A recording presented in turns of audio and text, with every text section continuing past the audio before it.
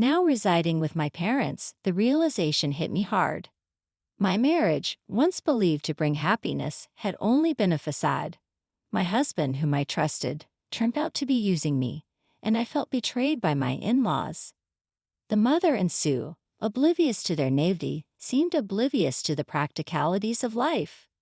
Faced with the threat of being kicked out, I questioned the essence of being a family with such people.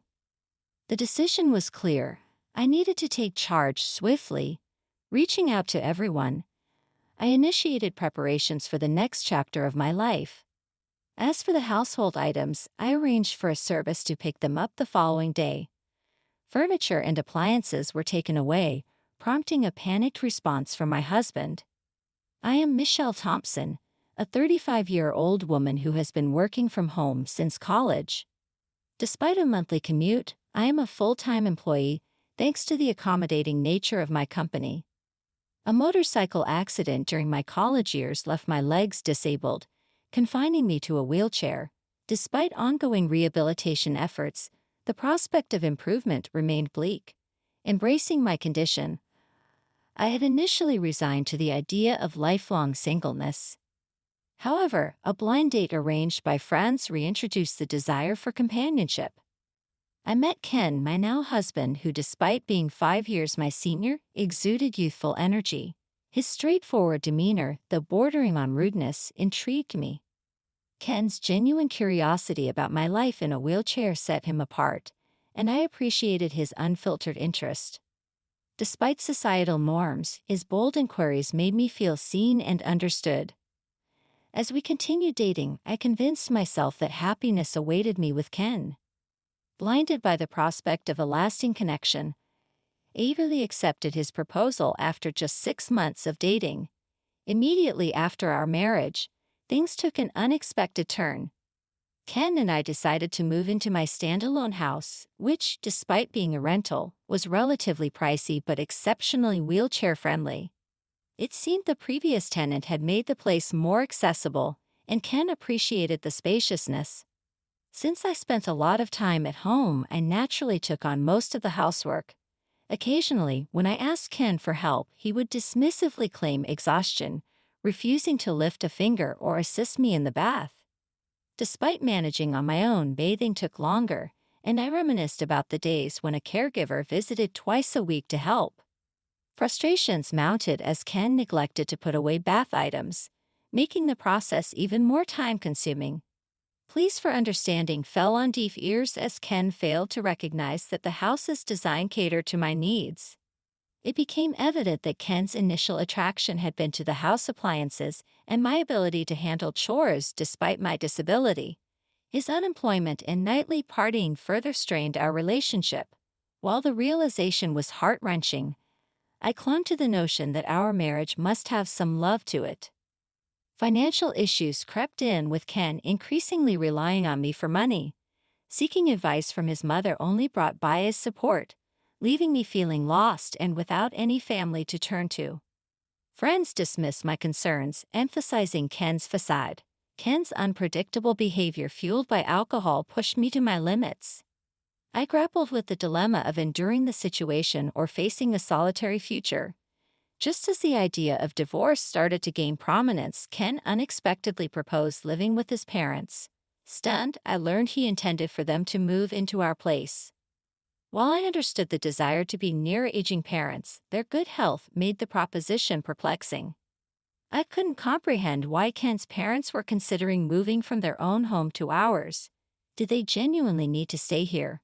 With 4 people in the house, it would be cramped, and given that I work from home, it would be quite inconvenient. "You're always thinking about yourself, huh? I never thought you were this selfish," Ken accused. "I'm just questioning why they need to move here when they have their own place. Our home is more spacious, modern, and equipped with all the conveniences. Besides, it's designed to be accessible for elders. If Ken's parents move in, I'd have to be on my toes during work hours. While Ken is rarely home, his retired parents would likely be around a lot, sharing the bathroom and kitchen. I'm slower than most people, and I can foresee the challenges of such a living situation. Can I have some time to think?" I asked, You better hurry up, we don't have much time, Ken retorted. Despite his claim of limited time, Ken wasted no time. At a weekend, he brought his parents over, making me suspect they had been planning this move for a while. You know, I've been thinking, maybe you should consider a facility, Ken's mother suggested. What? I couldn't believe what I was hearing. A facility for me? Yeah, it's a big idea, right? You have your own limits. In a facility, they take care of everything. It became apparent that Ken wasn't just contemplating his parents moving in. He was also considering sending me away. I'd visit you from time to time. That statement jolted me awake. If not now, then when, Ken? What am I to you? Your wife, right? Would you really tell your beloved wife to go to a facility? Hold on, when did I say I love you, Michelle? Ken's words flushed my face with anger. This guy Ken was using me. Wasn't it my fault for letting it get to this point? I thought I had to draw a line. Then even more shocking words came out of Ken's mouth. In this house, I'm going to live with my parents. You, an outsider, can go live in some cheap facility. What did you just say? I looked to his parents, hoping for support, but they just had eerie grins on their faces. Why are you laughing? What's the big deal? Were they targeting my home even before our marriage? Things have been escalating too fast lately. I need to evict these people. Please leave. What? Leave now? How can you talk to my parents like that? I felt like I saw the real Ken. He was yelling at me with such fury. If he cares so much for his parents, why doesn't he earn his own money and build them a house? Why does he have to take mine? My head felt like it was on fire. It's okay, Ken. Michelle must have been shocked since we came unexpectedly. His mother said, we just came to check the place today. Yeah, we need to check before moving in, Ken added. Looks like there are more appliances than last time. Seems comfy to live in. They were genuinely here to take over my home. In an attempt to steady my nerves, I took a deep breath, inhaling oxygen. A sudden question lingered in my mind. If I leave, how are they planning to sustain themselves? His parents rely on a pension, and Ken is just a part-timer. I'm covering all the rent and living expenses. Who's going to handle the $2,800 monthly payment?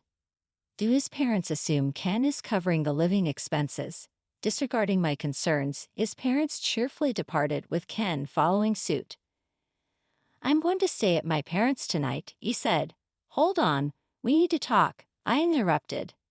There's nothing to talk about. I, the man of the house, have decided. Left alone in shock, I couldn't linger in that state. I promptly contacted a real estate agent I knew. When Ken returned the next day, he saw the organized belongings and chuckled. Oh, started packing. Found a place to move to already? Yes, I have, I replied. Ken appeared genuinely surprised by my swift response. And here's the card of a divorce lawyer. Here you go, Ken. From now on, let's communicate through the lawyer. Why? If you're kicking me out, there's no point in being married anymore, right? Ken looked as if he had been hit by a ton of bricks. He hadn't anticipated my swift mention of divorce. You can't live without me, right? I don't understand what you mean. Who else would marry you? It was at this moment that I realized how arrogant and overconfident Ken had been. He approached me, assuming I was a lonely, disabled single woman. I'm independent, have money, and never struggle with my living. Plus, I stay home all the time, so I handle all the chores for him. I'm the ideal woman. Money keeps coming in even if he doesn't work. He thought I wouldn't leave because I couldn't find anyone else. That's why he was shocked when I casually brought up divorce. Why? You know, if you divorced me, you might be single for the rest of your life. Well, if it means living a married life with you, I'd rather be single forever. Whether I spend the rest of my life alone isn't for you to decide. The typically submissive me was now fighting back, and he was getting flustered. I could tell that Ken was panicking. I never thought he was such a weak man. I don't know why I had been putting up with him for so long. Once I decided on the divorce, I felt the weight lift off my shoulders. I guess I have been too focused on getting married anyway. You don't have to move out right away. I didn't mean to rush you into a facility that soon. Oh, it's fine. I'll do as you wish. Don't worry, you won't find a place that fast. Think it over, okay? I've already secured a place, so it's all right. What? Wait a minute, isn't this too soon? Observing Ken's shifting attitudes from smugness to panic only heightened my irritation. Calmly, I explained, the facility staff are informed and know about my situation, so everything's fine. Wait, when did you even set all this up? Were you preparing all along? Ken questioned. Yes, even before I met you. In fact, I had been considering my retirement and had an eye on a particular facility, more like a condo. After an injury during my hospital stay, I delved into various investment books, diversifying my investments between my salary and my parents' inheritance. The facility I had my eye on, I had already purchased and have been renting it out for income. I never mentioned this to Ken. It's my hidden asset. We don't need to get a divorce. I get it, you can stay here. Let's live with my parents. Do you not get it? Why would I ever do that? He seemed pretty dense even after bringing up divorce. He still believed he was the only one for me. Sorry, but my mind's made up. What's your problem? You're so selfish. If you come crying back later, it's not my problem. I won't be, so don't worry. Ken fell silent, deep in thought for what seemed like hours. During that time, I started packing up my things. Then I heard Ken making a phone call, likely talking to his parents. It seemed pathetic to rely on them for such decisions. Eventually, Ken approached me. Fine, we'll get a divorce. Just leave quickly, he said begrudgingly, perhaps realizing he might miss having me around like a housemaid. But he probably thought that living with his parents would save him from household chores. We have a house and it's fully furnished. No issues for daily life, at least for now. With that thought, he headed back to his parents' home. I'm going to talk to my folks about what's next. Get ready to move out quickly. Yes, I'll do that. I finished moving all my stuff within a week, and during that time Ken never showed up. We met again a day after the move was done. As I was trying to start my new life in my new house, Ken called me outside and said, "Hey, what's going on? This place is almost empty. Where are the appliances?" I had a service pick up those items for me. I called the service the next day and had them collect all the furniture and appliances. My husband became agitated and started grumbling. Not only Ken, but also his parents were there. All the appliances here were bought by me. They are all from when I was single. The only thing that's yours is right there. There were only 3 cardboard boxes. I did leave the clear clothing container we bought after marriage. Michelle, we can't live with this. We need to split the property if we're divorcing. That's right. We can't live here like this. What are you talking about? Nobody can live here. What do you mean the rent's $2,000? Ken and his parents were stunned. I told Ken when we got married, this isn't your own house. No, it isn't. I got a bit of a discount on the rent because I asked a real estate agent I know. If I move out, the rent will go up even more given that this is a property with disability access, and I've already received several inquiries from people with the same concerns. I recommended that they move out. Why didn't you tell us sooner? What are we going to do now? Ken's mother was notably agitated. I don't know. I did tell Ken. I didn't hear about it, Ken said. I'll sue you, Ken threatened. I saw that coming. Honestly, from an outsider's perspective, it might look like I selfishly got a divorce, broke the lease, and took all the furniture and appliances. But I was sure, you can sue, but do you even have the money for it? Ken's face twisted. He couldn't afford a lawyer even if by some miracle he could. I have an ace up my sleeve. I showed them some pictures. When did you take these? The pictures showed Ken gambling and womanizing. I spent my money on this. I'm ready to use these in court, Ken. What the hell? I thought everything was going well. His parents were particularly agitated. What's going on? Then suddenly Ken started to apologize. I'm sorry. Please come back, I need you, Michelle. You're the one who kicked me out. We're already divorced, so what are you talking about? Besides, you don't love me, do you? If that's the case, I'll just leave then. This time even Ken's parents began to apologize. We don't have a place to live anymore. What do you mean? Our house got foreclosed on. Turns out Ken's family home will be repossessed in a few weeks. They've gone bankrupt. The debt that his father accumulated grew like a snowball and became an amount that's impossible for retirees to pay. Ken, who used to receive an allowance from his parents when he was single, probably thought he was in trouble and decided to get married hoping for support. Now I understand why his mother was so kind before we got married. I can't help you now. We're strangers. Even if my folks and I end up homeless, are you okay with that? You brought it on yourself, didn't you? Ken's ulterior motive was clear as day. I firmly told him I had no intention of giving him even one piece of furniture or electronics. Please don't say that. Have some mercy. It's too late for apologies. Now sort it out on your own. That's why I'm asking. I can't sort it out. I told Ken and his father, who were so persistent, that if they couldn't pay the rent, they should move out. The place is in my name, so if I cancel the lease, that's the end of it.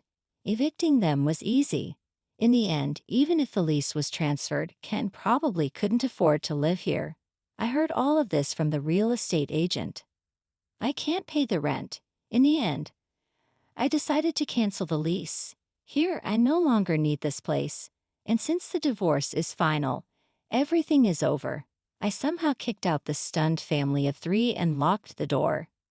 What are we going to do now? I can move into a facility. Goodbye. Facilities like that probably have no freedom and are the worst, right? Good luck in that crappy environment.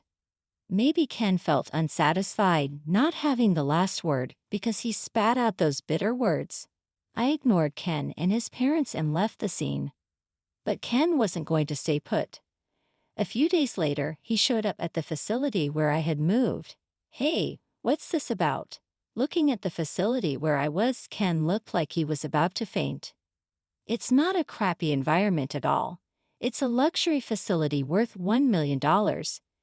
I had saved up money, and with the earnings from my investments, I bought this place. The previous occupant had left at the perfect time, so I was able to move in immediately. With the sale of my house and some extra income, I still had plenty left over. This facility is top-notch, with doctors and helpers on site. The floor plan is just like an apartment, with plenty of privacy. The room is a 3-bedroom, so families can live together. There are even couples and families living here. I can call a helper with the push of a button, and there's assisted bathing every day. I originally thought of this as my final residence, but I'm glad I made the move. You had this much money then? Why?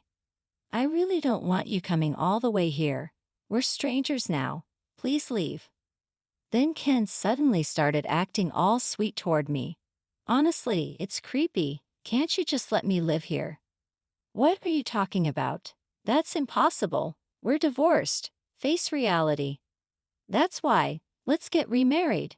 I'm living in a motel. Now, isn't that pitiful? I can't get a job because I don't have an address at the motel. He's such a smooth talker. He seems to have quickly abandoned his parents. In the end, he only thinks about himself. Why? Why don't you take a look in the mirror? You look pathetic living off your parents at your age, becoming a freeloader after marriage, and now begging on the streets. Ken's face turned bright red. You're not ashamed to be clinging to your ex-wife. Look, everyone's watching, aren't they? Residents peeking from their balconies were watching. Actually, I had asked them in advance to look out if my ex-husband came to visit. I thought Ken would surely come looking for me at least once, either to gloat over my miserable state in the facility or to beg. The residents were very cooperative. They purposely looked at Ken with pity. It's like a real-life drama. I want to applaud them. Ken finally noticed the stares and seemed to realize how embarrassing he was being. I won't ask anymore. With a pale face, he muttered those words and disappeared. I don't think he'll come here anymore. Later, when I went out, I ran into my mother-in-law working at a supermarket checkout.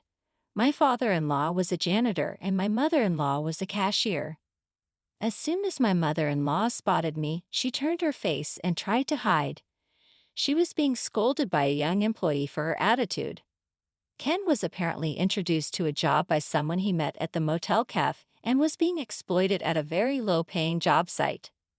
I frequently host home parties and live happily every day with people from the same facility. I also became good friends with other wheelchair users. If I had known such a community existed, I would have moved here sooner. I found the time to attend physical therapy sessions. My current goal is to get my legs moving on my own. I lead a fulfilling life both at work and in private.